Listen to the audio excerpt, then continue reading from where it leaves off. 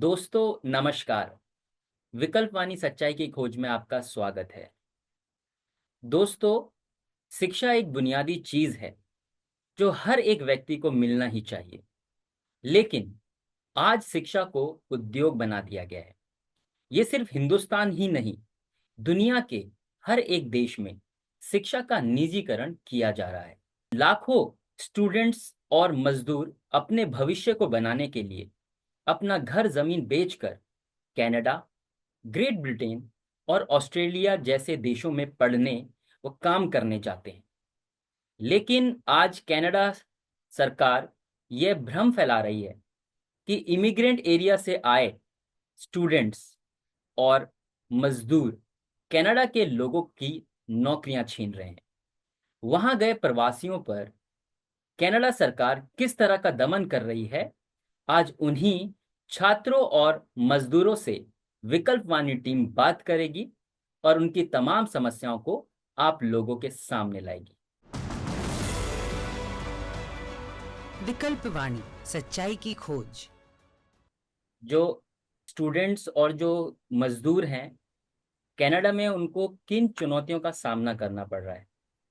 सभी विकल्पवाणी देखने वाले को मेरा नमस्कार। और तो जो एक बड़ी एक धारणा चल रही है कि किसी भी वेस्टर्न कंट्री में चले जाओ तो जॉब अपने आप आपको मिल सकती है, तो ऐसा कुछ नहीं। तो वही स्ट्रगल है, वही जॉब सर्च से शुरू होके। और सबसे बड़ी बात है यहाँ पे, जब कोई भी स्किल्ड जॉब है तो उसके लिए वो बोलते हैं ओके आपके पास एक्सपीरियंस है। तो अगर एक्सपीरियंस नहीं है तो जॉब नहीं मिलेगी, अगर जॉब नहीं मिलेगी तो एक्सपीरियंस नहीं होगा। तो वो जो साइकिल है उसको तोड़ने में सबसे ज्यादा प्रॉब्लम है यहाँ पे।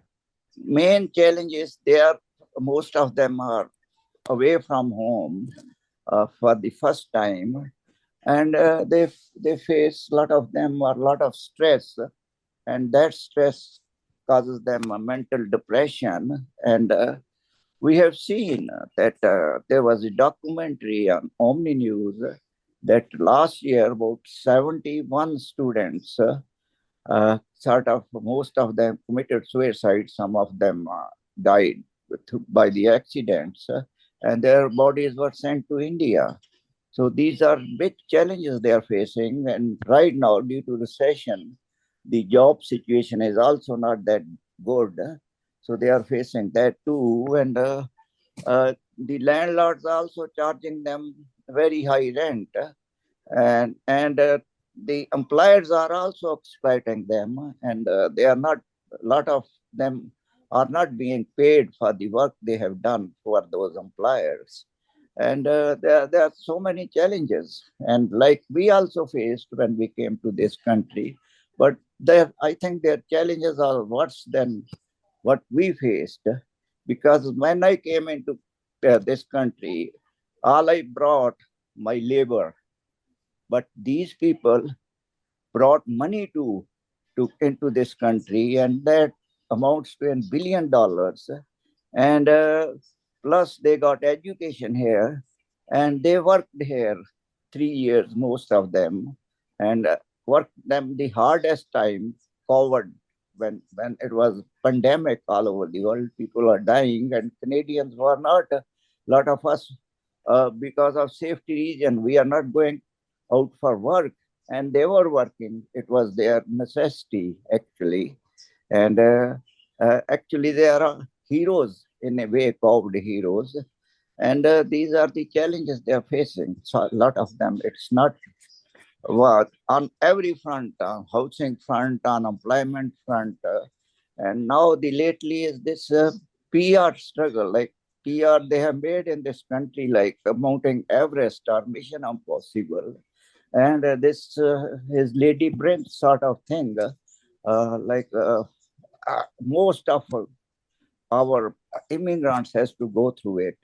And I think they are the best quality of immigrants Canada is getting now, because when I look back at the immigration, the best immigrants came in 18th, 19th centuries, who developed agriculture in the prairies, Alberta, Saskatchewan. And then the next I see is drop dodgers from USA during Vietnam War. And there were a lot of academics and military deserters in them and intellectuals. And these people, these latest wave of immigration by the international students is also a blessing for Canada. And I think this is one of the best. And if Canada miss on this opportunity, it will be our misfortune. जो right now जो situation है, जिस तरीके से जो rules हैं वो change किए जा रहे हैं लगातार because of political scenario in Canada, वो उससे सबसे ज़्यादा स्टूडेंट अफेक्ट हो रहे हैं। और नॉट ओनली स्टूडेंट, जो और तरीके से लोग कनाडा आए हैं, विजिटर आए हैं, जहाँ जो अदर वीज़ास पर आए आए हुए हैं, जैसे जो लोग एज ए वर्क परमिट आते थे, उनके लिए तो काफ़ी चैलेंज है, क्योंकि वो जहाँ वहाँ पर कनाडा और अमेरिका या इस टाइप की कंट्रीज़ में लोग इसलिए नहीं आते कि they came here just for 4-5 years। वो परमानेंट रेजिडेंसी के लिए आते हैं, और उसके लिए जो रास्ता है वो बहुत अभी कठिन हो गया है। वो चेंज कर दिए गए रूल्स, तो उनके लिए फ्यूचर है वो बहुत मुश्किल भरा होगा, और वो रुकावटें भी उसमें डाली जा रही हैं। और उनको बोला जा रहा है कि यहाँ पर मास डेपोटेशन होगी। वो देखने कहने में तो इजी है, मगर इन प्रैक्टिकल वो बहुत मुश्किल चीज़ है। उस पर बहुत बड़ा खर्चा आएगा, तो उसके लिए तो मिलिट्री भी लगानी पड़ सकती है, जितने लोग हैं। मगर यहाँ पर जो आपका जो मेन क्वेश्चन है कि कि उनका फ्यूचर फ्यूचर उनका कनेडियन इकोनॉमी और कनेडियंस के साथ ही है। कनाडा का भी जो फ्यूचर है वो जैसे हम देते कि ग्लोबली जो सिचुएशन बन रही है इमिग्रेंट्स के खिलाफ, आप देखो कि हमारे पंजाब के छोटे गांव से लेकर, और जो एक टाइम पे वर्ल्ड पावर था अमेरिका, उसका भी जो मुद्दा है इलेक्शन का वो सेम है, कि प्रवासियों के खिलाफ जहर उगलकर लोग सत्ता में आ रहे हैं। PGWP यानी कि पोस्ट ग्रेजुएशन वर्क परमिट, इसमें बदलाव से स्टूडेंट्स पर क्या प्रभाव पड़ेगा? PGWP में जो बदलाव आया है, एक्चुअली यहाँ पे काफी सारे इंस्टीट्यूट्स ऐसे हैं जिनको प्राइवेट पार्टनरशिप में जिनको बोला जाता है। जैसे बहुत से कॉलेजेस हैं जो एक्चुअली में जिनका रियल कैंपस तो टोरंटो से, मिसिसागा से, ब्रैम्पटन से काफी दूर है, लेकिन पब्लिक पार्टनरशिप में लेकर के यहाँ पे इंस्टीट्यूट खोले हैं। नाम उनका जो दूर वाले कॉलेजेस हैं उन्हीं का यूज करते हैं, लेकिन एक्चुअली में वो पब्लिक पार्टनरशिप में है। तो अभी जो गवर्नमेंट ने चेंज किया है कि एक सर्टेन डेट के बाद जो भी ये पब्लिक पार्टनरशिप कॉलेजेस में आएंगे, उन स्टूडेंट्स को पोस्ट ग्रेजुएट वर्क परमिट नहीं मिलेगा।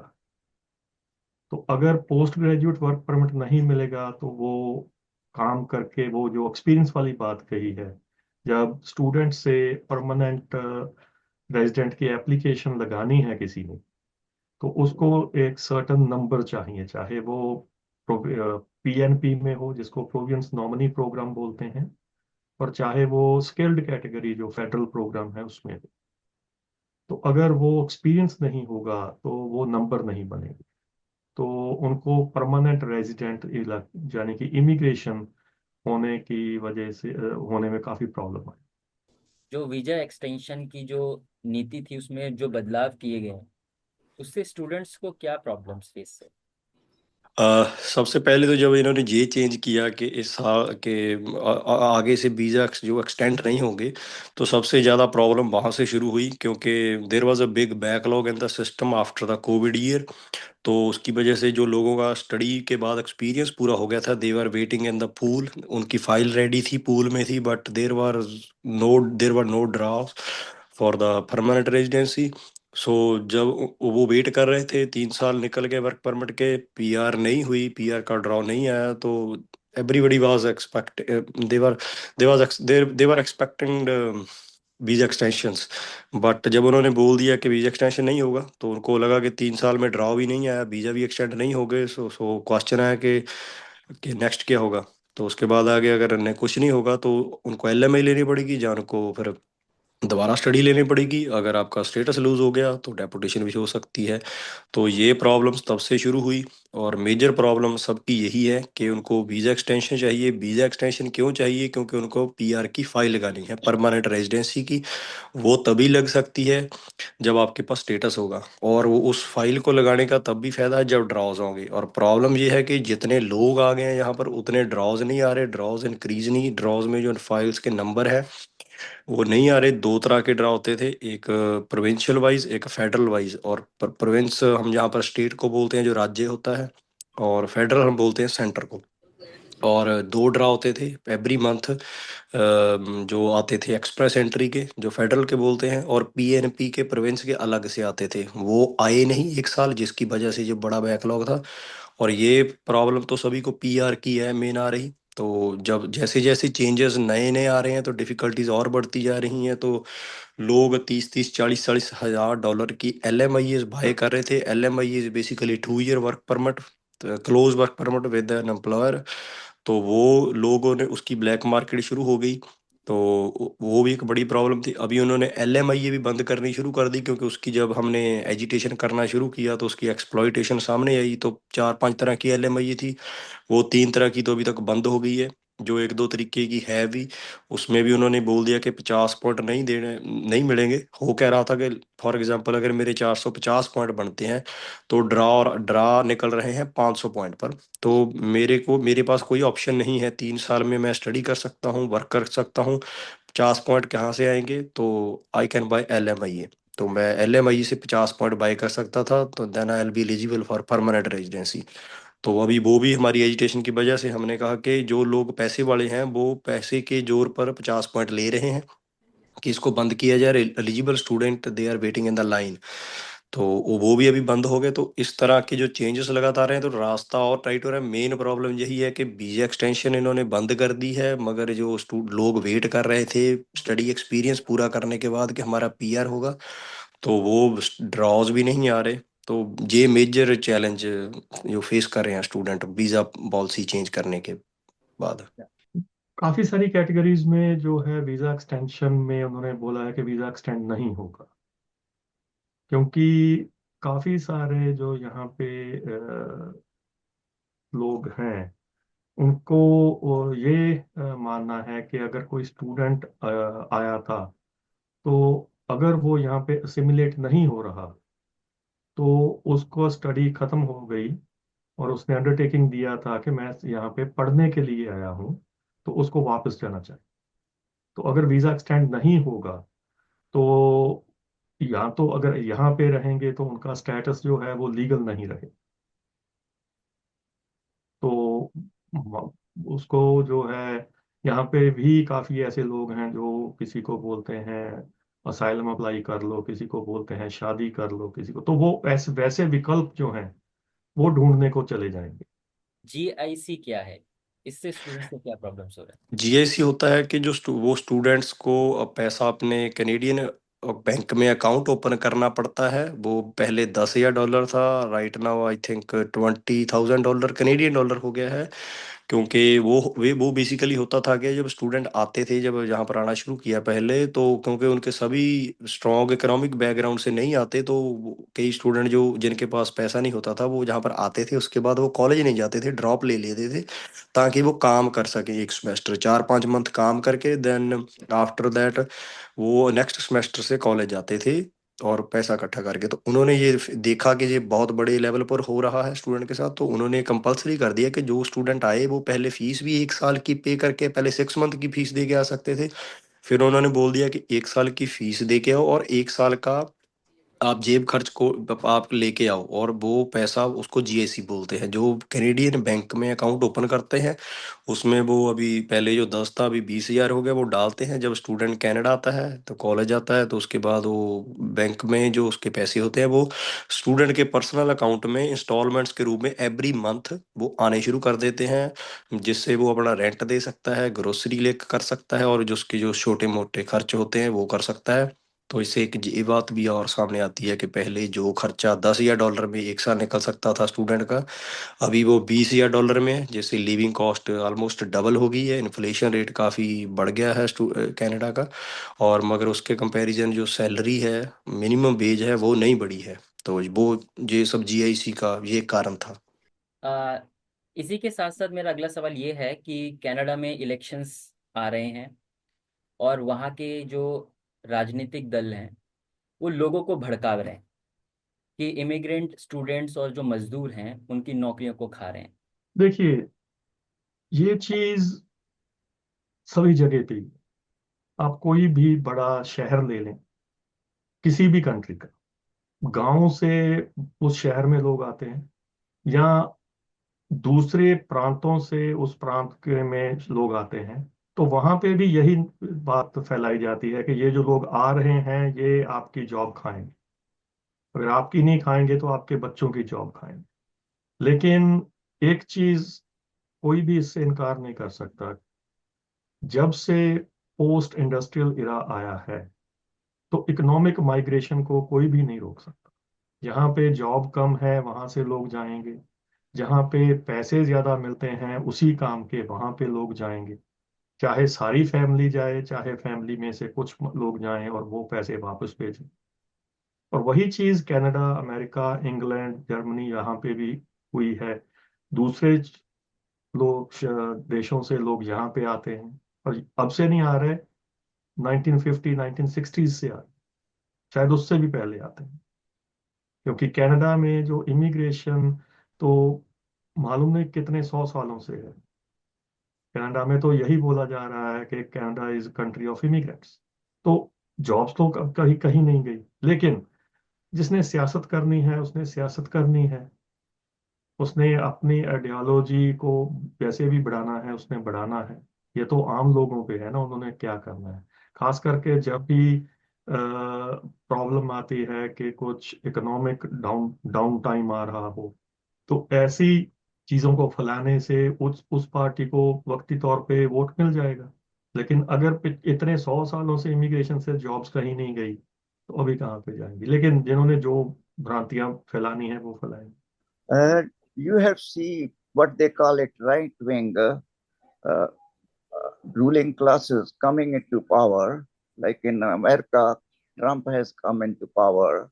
Elon Musk is also trying. Now the election is going to take place in West Germany, and they are trying to influence the election there too. They want this agenda all over the world. Like on the one hand, it's not only xenophobia. They are making immigrants uh, uh, are colored people. Like what I see it like in 1950s, 60s, they need after Second World War they need labor, and they were getting white labor from these Eastern European countries, some European countries, and Canada, Australia, New Zealand have white immigration policy, and now and then when that source of white immigration policy dried up, and then 65, 70, they opened it up for colored immigrants from Asia, Africa, Latin America. And a lot of colored immigrants came into all these countries, European and all over. And now they say they don't need it. Like they are reversing the sort of clock, turning back the clock. Like in uh, USA, the abortion was sort of legal, considered constitutional rights, but now they overturned it by their Supreme Court, and they are encouraging we should produce more white babies. We don't need these immigrants, colored immigrants, and this is very scary thing which is developing in its Western world, and also Canada is not immune to from that. Our next party, which they are promoting that they are very high numbers in polls and they will have huge majority conservative, and their agenda is also the same basically. Uh, the main slogan at this time should be for the working class, including international students, everyone, resistance. We have to resist it. And if we don't resist it, they will walk all over us. And it will be big tragedy in the history.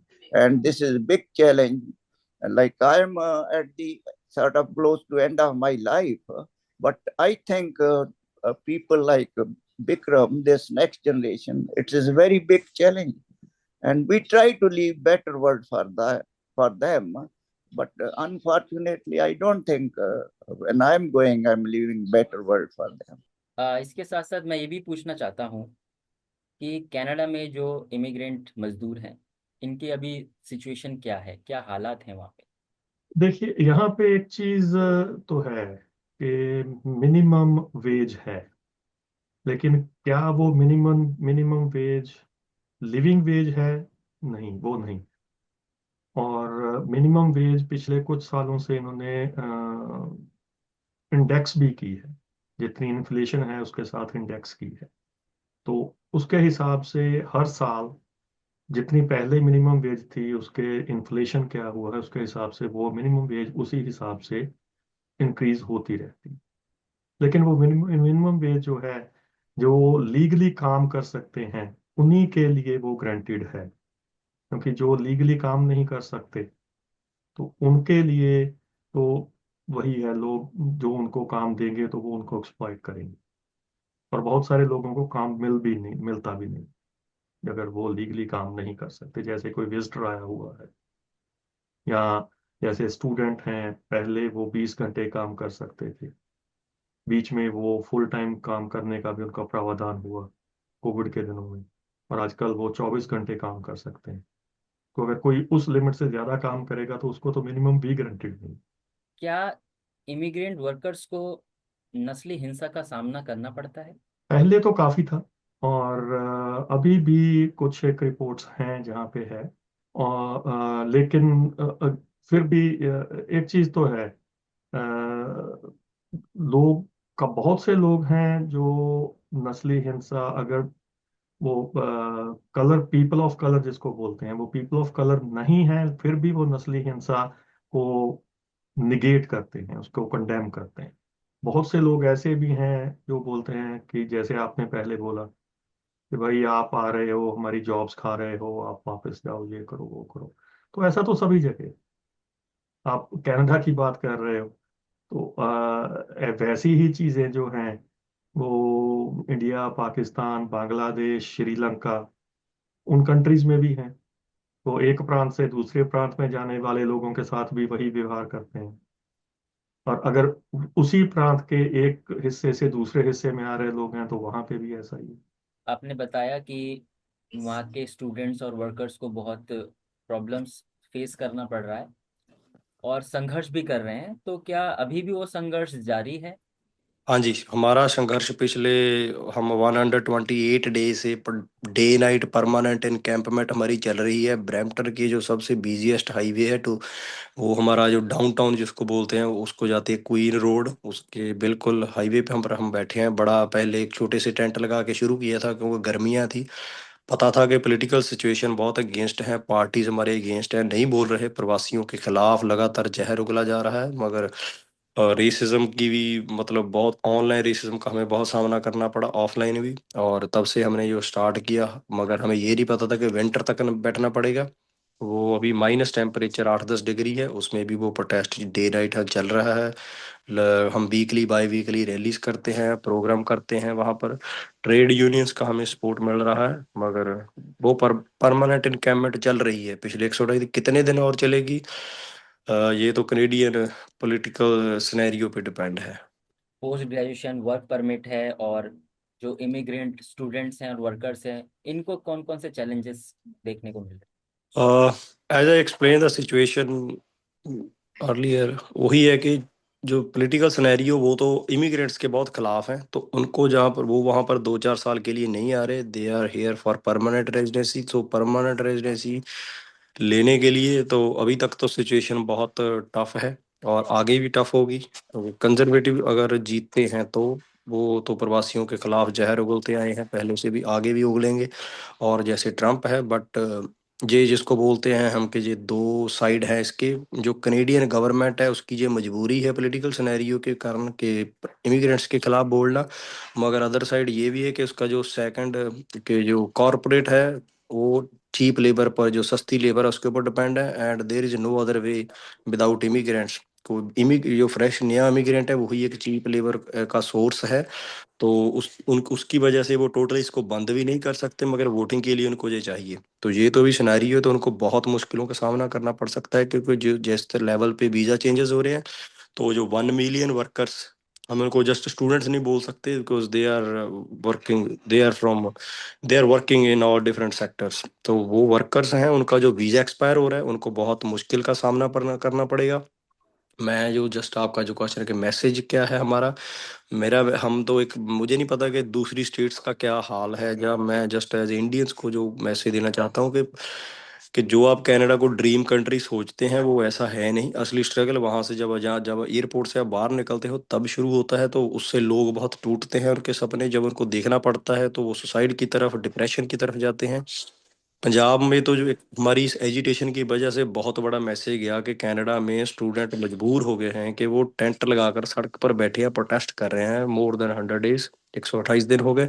तो उसकी वजह से तो बहुत लोगों का जो mind change हुआ कि कनाडा हम नहीं जाएंगे, no need to spend your life time saving only for Canada. तो वो अभी खुद के हमारे रिश्तेदार भी हैं जो पहले मानते नहीं थे, वो बोले कि आप तो कनाडा में नज़ारे ले रहे हैं तो हमें भी कनाडा में आना है। तो अभी उनका भी मन है जो थोड़ा सा नहीं, काफी चेंज हो गया। तो हम तो मानते हैं कि चलो हम कुछ लोगों का तो घर बचा सके, कि एटलीस्ट अगर वो इंडिया में है तो जो उनके पास है उसमें तो रह जाएंगे। मगर अब कनाडा के चक्कर में आपके पेरेंट्स ने, जो आपके दादा परदादा ने भी प्रॉपर्टी बनाई, कि लोग वो बेच के कनाडा आ रहे थे, तो अभी वो रुक गए हैं।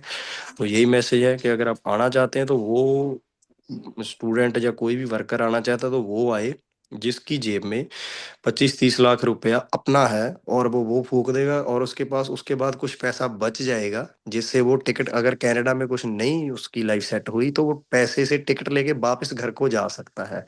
अगर आप घर जो है उसको भी बेच के कनाडा आना चाहते हो तो आप मत आओ। कनाडा वो बहुत अभी वो पहले वाला नहीं रहा। दैट्स माय लास्ट मैसेज, कि reality is very different than the जो आपको पिक्चर में दिखाई जा रही है। I think last method is like what we have, I think, done. There was a gathering in the city of Brampton, I think, yeah. And there was some invited guests over there. And there was a politician from city of Mississauga, deputy mayor. And like as a Canadian, I asked him that I have a question for you. And he said, okay, you can, after the meeting, you can talk to me. And 3, 4 of when we are leaving, we got hold of him. I asked him that look at the students, they are holding protest for the so many days. And how come no politicians from any political party or from federal level, from provincial level, MPP or city level went to listen to their concerns, their demands? And then we put him on defense. So he said, oh, this protest is not legal. And we said, let your democracy allows to protest. And their protest, how you can call it illegal? Then he did not have any answer. Like we have to confront these politicians who are in the ruling classes wherever we see them or get hold of them, and continue our protest and participate in the rallies, demonstrations, like what is happening all over the world, like a lot what is happening in Gaza, Palestinians, and people are protesting every day, like their rallies and all these things.